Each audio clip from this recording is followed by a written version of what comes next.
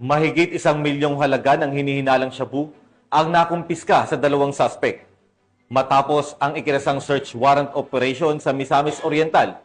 Patrolwoman Rena Celestine Sendrihas, ibalita mo. Matagpubay ng aresto ng tauhan ng El Salvador City Police Station at Misamis Oriental Police Provincial Office ang dalawang individuals isinagawang search warrant operation sa El Salvador City, Misamis Oriental. Pinilala ang mga naarestong suspect na sina alias Junior, 49 anyos, may asawa, at alias Nana, 58 anyos, walang asawa, na pawang mga residente ng Barangay Mulugan, El Salvador City, Misamis Oriental. Na-recover sa operasyon ang 150 grams ng hininalang shabu na may standard drug price na 1,020,000 pesos, kasama ang iba't ibang drug paraphernalia. Mahaharap ang mga suspect sa kasong paglabag sa RA 9165 o Comprehensive Dangerous Drugs Act of 2002.